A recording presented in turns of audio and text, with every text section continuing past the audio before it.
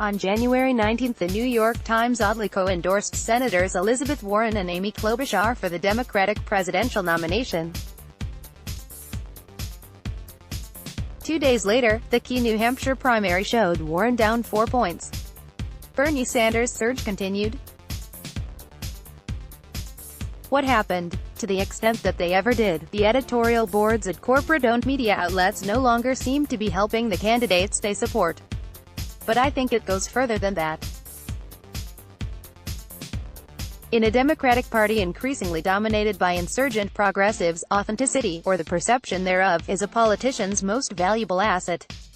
The approval of mainstream, establishment entities has become a curse.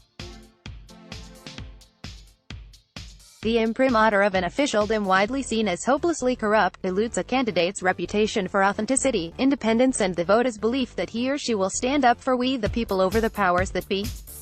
Much to the frustration of ruling elites, Bernie Sanders keeps gaining support despite repeated attempts to sandbag him. It began, of course, with a well-documented campaign by the Democratic National Committee to cheat Sanders out of a fair shot at the nomination in 2016. Though less brazen, the sympathies of the DNC, still dominated by Hillary Clinton allies, remain evident in the current cycle. As in 2016, Democratic-aligned media outlets rarely mention Sanders other than to frame his as an elderly fringe wacko. Bernie Blackout, featuring graphics of TV polls where Sanders' name had been excised, became so ridiculously obvious that it got its own Reddit.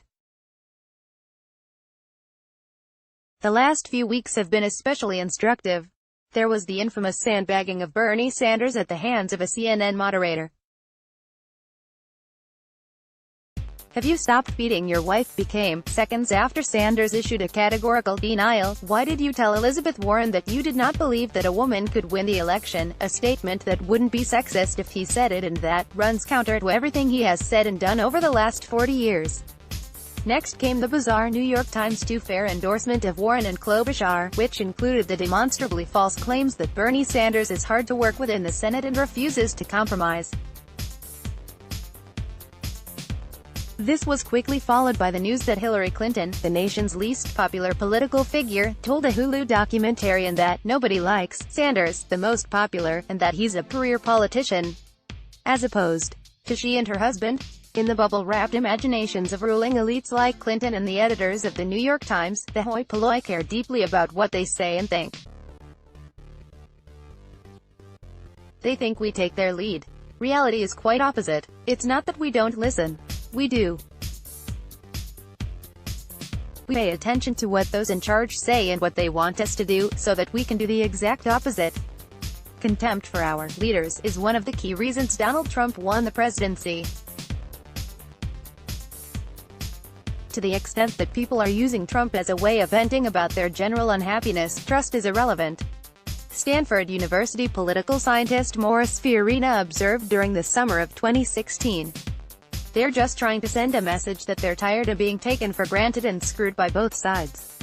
People wanted to send another message, albeit a childish one, to the elites: we hate you.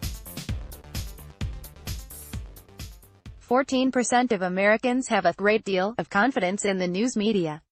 Congress's approval rating is 27%. Last time Gallup bothered to check, Hillary was at 38%. Americans' disdain for their masters was placed in sharp relief by polls that showed that many Trump voters would have voted for Bernie Sanders had he been the Democratic nominee, and that 1 out of 10 Bernie Sanders primary supporters ended up voting for Donald Trump in the general election. Trump and Sanders were the change candidates in a change year. And 2020 is even changier.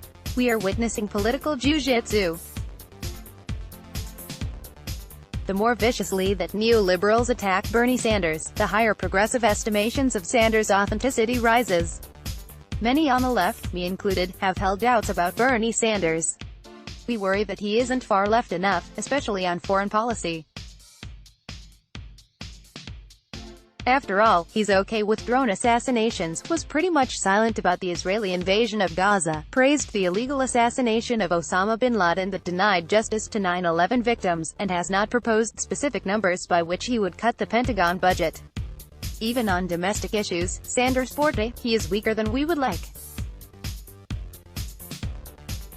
$15 an hour minimum wage he is pushing for now would have been okay when he started working on it years ago, but due to inflation $20 or $25 an hour would make more sense now. By global standards, Sanders is no radical. He's a garden-variety liberal, the Democratic Party under FDR. Fortunately for him, reactionary goons like the New York Times remind us that whatever his shortcomings, Sanders is still the best game in this very right-wing town, the farthest left Democrat to have presented himself for our consideration in the last 40 years. If Hillary Clinton and CNN and MSNBC hate Bernie so much, maybe he's alright.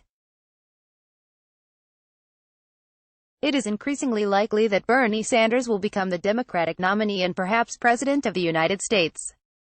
If and when that happens, when this Democratic socialist takes the oath of office, he ought to give a shout-out to the clueless enemies who made his victory possible.